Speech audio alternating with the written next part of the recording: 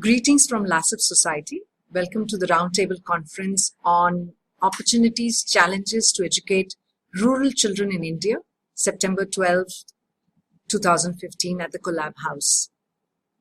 This particular RTC we have targeted for our sustainability community of practice, and I have the pleasure of introducing you to our panel speakers. With the panel chair, Mr. Anirudh Dasu, the HR Director and Head of Ullas, a Polaris CSR initiative.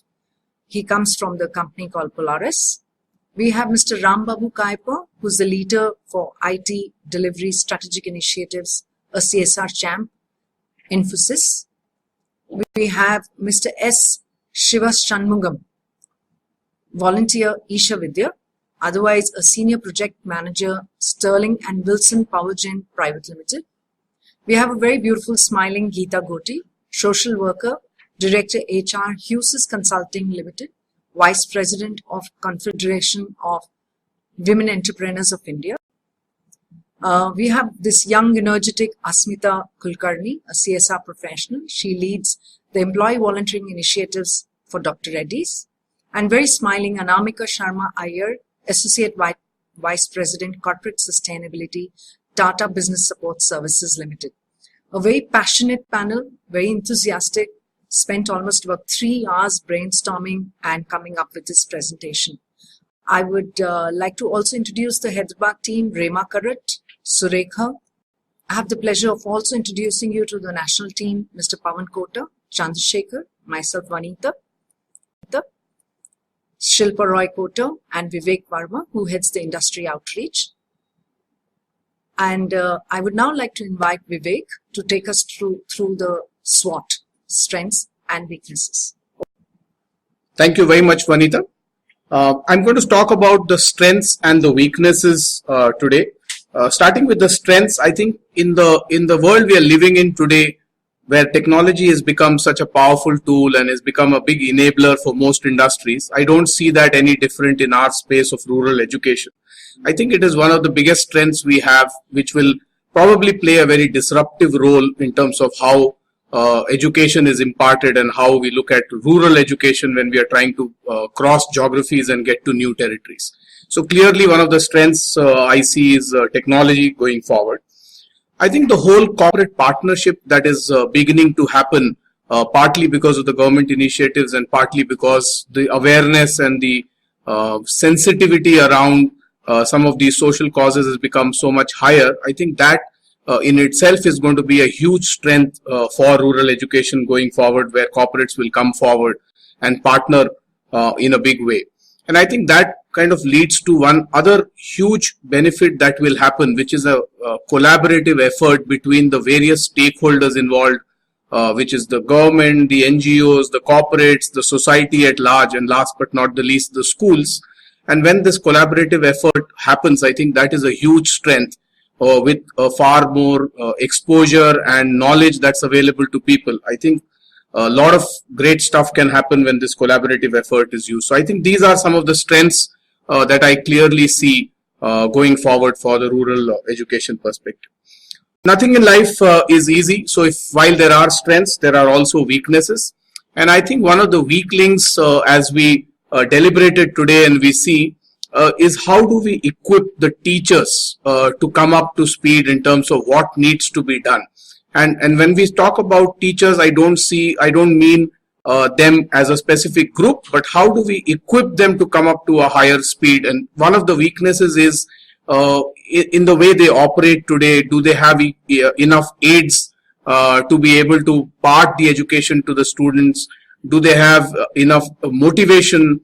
Is there enough hygiene in the school for them to be able to focus on education rather than doing other things? As we know, they quite often get pulled into doing multiple other activities at the village level, be it elections, be it polio drive, be it any other health initiative. So how do we equip the teachers to focus really on education, which is what they're supposed to be doing? I think is one of the weakness, and we will have to work around seeing how we can improve that. The other weakness is about the reach. I think a lot of us keep focusing on urban centers and urban schools, but that's not going to really make a big difference. We will have to find a method to reach the far and beyond and look at the rural, the interior schools and then make a difference. So how do we create a model? And currently that seems to be one of the challenges, one of the weaknesses of our system, because everyone seems to focus on the main cities. The third weakness, as I see, is how do we include the marginalized groups? How do we include people who come from various excluded groups today? How do we bring them into the mainstream, into education? How do we bring them into the school? And I think today that model isn't working very well. So we've got to create that, because that's a weakness in the current system. And as I see it, the last but not the least is the support system that's available. Today, even if a child does come into a school in the rural setup, what's the support system available? Quite often he's going back to a home where his parents are not educated and he doesn't find enough support system. So how do we overcome this weakness, I think, is another challenge that we as a panel discuss today. And with that, I will now like to hand over the rest of the presentation to Ms. Geeta Goti, who's going to talk about the opportunities and the threats. Good evening. Thanks, Vivek, for the talk on strengths and weaknesses. I bring the two dimensions of opportunities and threats. Looking at the opportunities we have in the rural education, I see a wonderful coordination between government, corporates, and NGOs coming together more than what it was before, because of the transparency which is coming in the government, and also more so from the fact that the Companies Act is now becoming more mandate as a compliance factor in the corporates. Also is the international funding, which is also coming into much more in a credible form on the education sector, which is a huge opportunity which India can gain from. Coming to the other opportunity which is seen in other fields of education is also on the technology advancement, the innovations in the teaching methodologies and the aids. With the technology, there is a huge advancement in the reach as well as in the approachability for the teachers as well as the students. I look at the opportunity of employability coming more from the creating of resources in different geographies. Again, the accessibility as well as the connectivity through the technology advancement. This also impacts in the reducing of the overall cost of having this education reaching to the masses. One more opportunity which I have seen of late is on the a decrease in the biases when it is coming to giving the facilities to the people, more so in the rural areas. There is a huge acceptance for diversity, and the right for information also plays a key role as an opportunity where it reaches clearly reaches the people who need. Also, from the teaching point of view, there is opportunity to have more of resource centers for teachers, and having a teacher exchange program, which also brings in the global methodologies to the rural people, increasing the economic strata of the people who are in the rural areas, also creating more employment opportunities for people connected with the teaching and the schools. The reach of midday meals, especially the nutritious food for the children, is also in a big way an opportunity for local entrepreneurship, as well as giving the right kind of nutritious diet to the children. Being in the rural areas, the paucity of having a role model to look for inspiration was something which was lacking earlier, but as an opportunity with the technology as well as the reach, which has created an increase of role models being available more at an interactive level as with the students as well as the parents. The skill requirements in the towns and the smaller districts is also an opportunity for having more educated rural youth to come into the stream of having their own enterprises starting at their place where they are staying. The methodologies of assessing an NGO who can participate in this development And also the structuring of the entire process of education itself is a huge opportunity which one can gain from. While talking about the opportunities, there's always a gap which we can see as a threat. This kind of opportunities, there could have been a huge unemployment problem, which even today we are facing more from the employability perspective. The youth in this country could have been more disengaged. Societal impact on undesirable behaviors would be more. As a threat, I see that the mindset and the attitude towards work as is also a huge negative impact, because with lack of education or the right education, there is a huge turn into for easy money and thereby the insecurity of the youth. The gap between the requirement of skills in the society and the availability skills is largely seen at times when we look at the skills required for the proper governance. Coming from the government angle also, I see a threat in having a lack of governance and an accountability metrics, probably a role of right information to make a decision, and the wisdom of the past not coming into the decision making also is a huge negative impact. I think the government has to look into this, and the political dynamics which come as threat, and also the backwardness of rural areas, which probably makes a demographic advantage for certain set of people, might be one dimension as a threat, I would say. Technology availability of internet is a huge advantage, whereas the quality of the media and the influence on the rural youth seems to be, again, has to be much more modified in the way it is being relayed. Technology as it is becomes an advantage only if it is properly used. So these are few things which I feel comes as opportunities and threats. And if we figure out a way on how to overcome the threats, probably the opportunities are much more higher. Thank you for this opportunity. I now give this to Mr. Rambabu to talk about the initiatives. Thank you, Geeta. I would like to talk about the recommended initiatives we have come as part of this roundtable conference today. First one is about baselining the list of NGOs, funding agencies, case studies, best practices, and also the assessment methodology for NGOs. So there are so many things which are happening, but we don't have a baseline for that. That is something, if we can achieve, it is going to be useful for many people.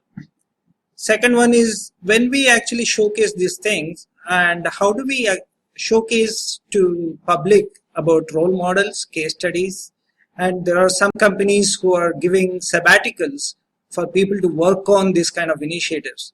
That is something which will inspire a lot more people to get into social responsibility. Third one is about how different corporates can collaborate.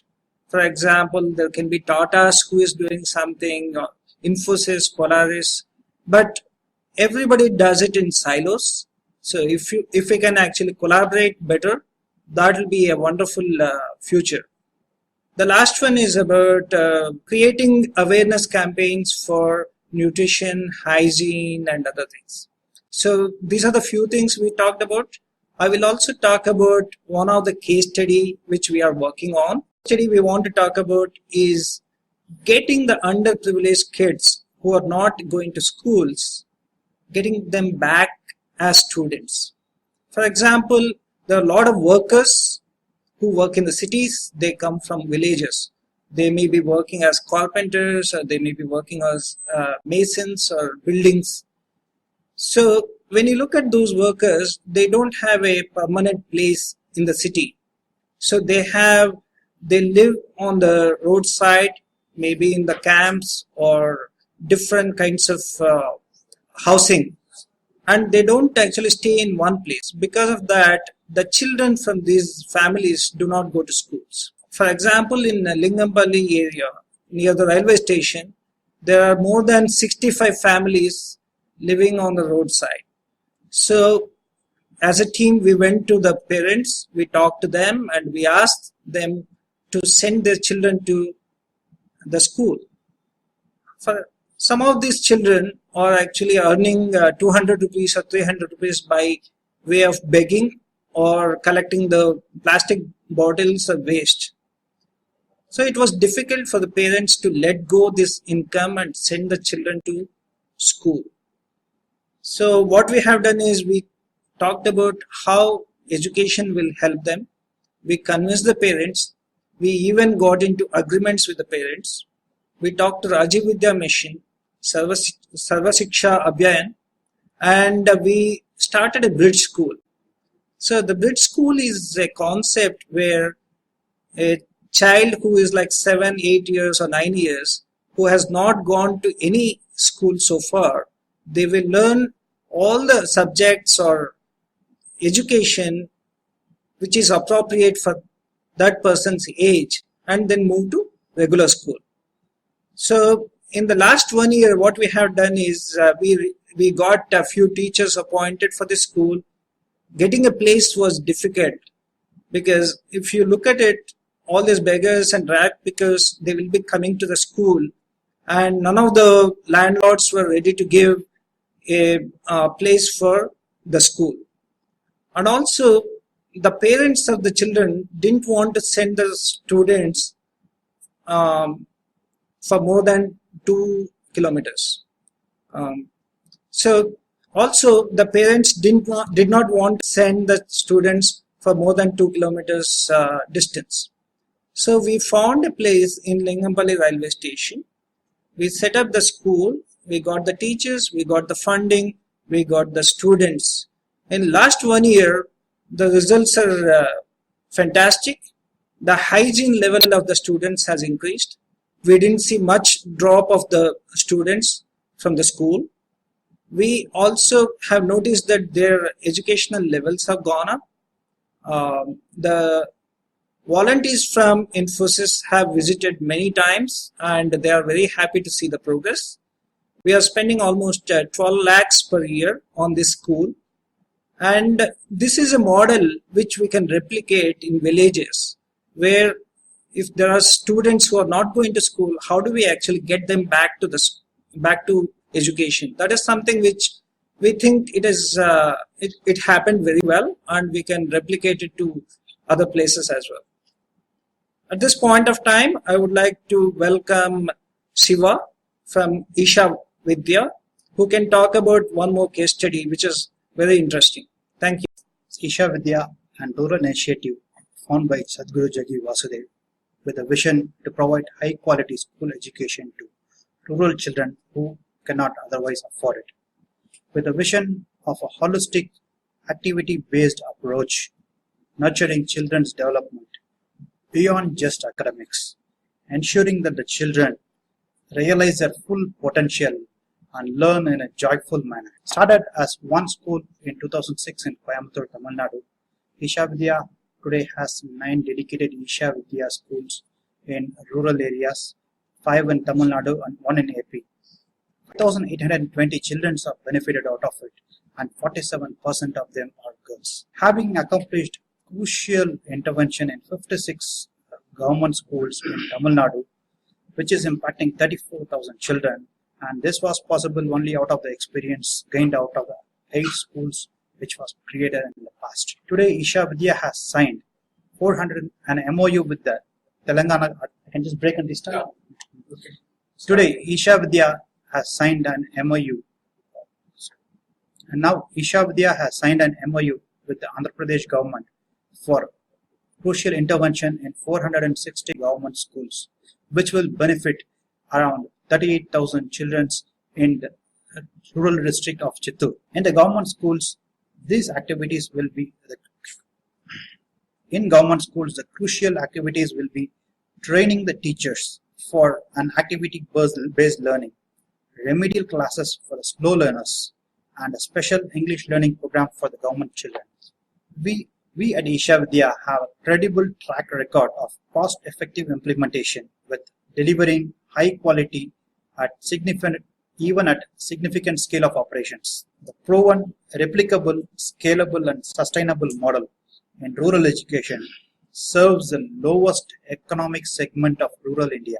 Synergetic leveraging our strengths to reach out a larger segment, thus optimizing the cost per child. The accounting policies are very transparent and with a professional approach. There is an in-house capability which is well developed for project management, timely progress reporting, feedback, and accounting to meet the corporate requirements too.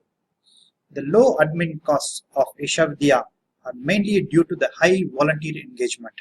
Thus, the maximum funds are being deployed directly to the project, benefiting the child.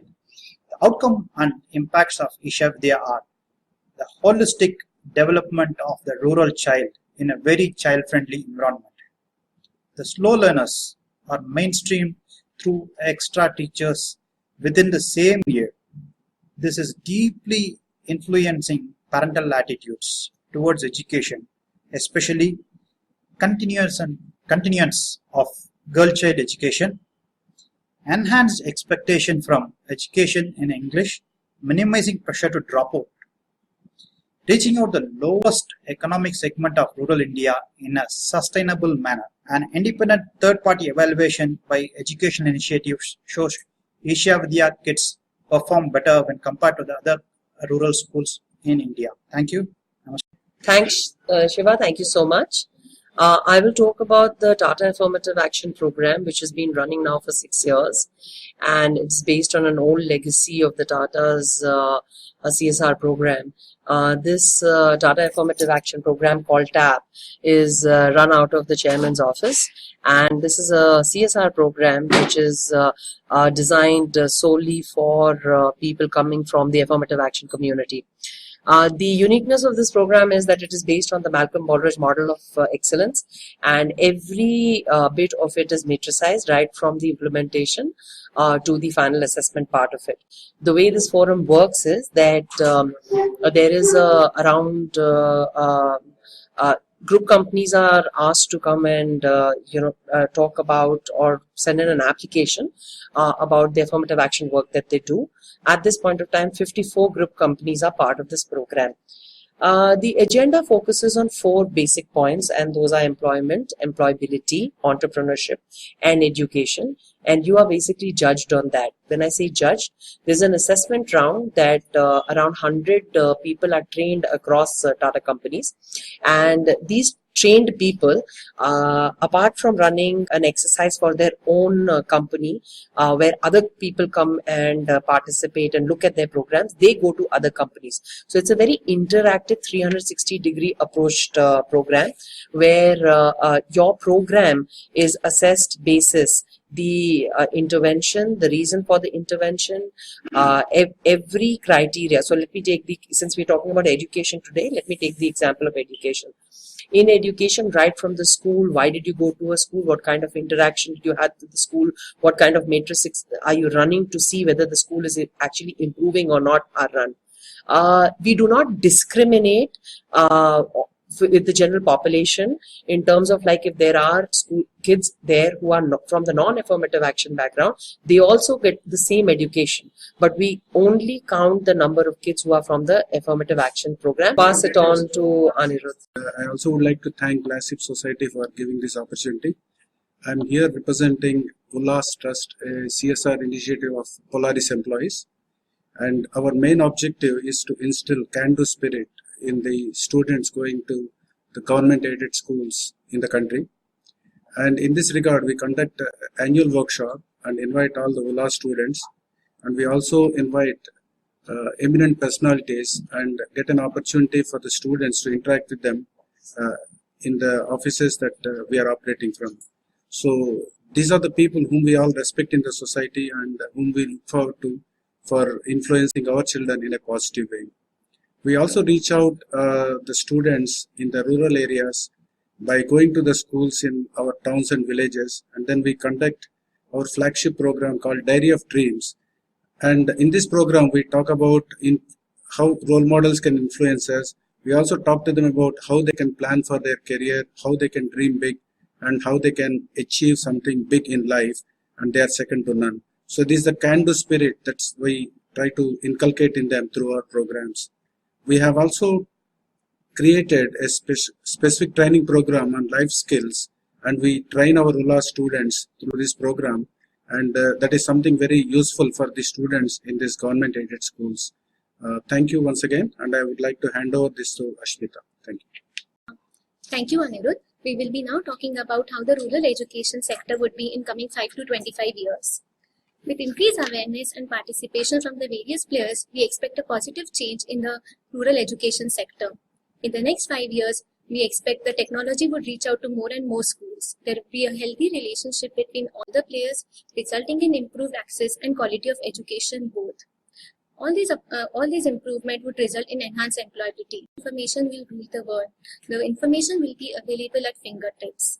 There will be no difference between government and private schools. Equal opportunities will be provided to all the students. Increased opportunities in the rural sector may actually result in reverse migration from urban areas to rural areas. With all these improvements in the education sector, we wish to have more and more Kalams who would make India proud. With this, I would like to thank you all for watching the webinar. You may leave your questions below and the panelists will be happy to answer. So thank you once again.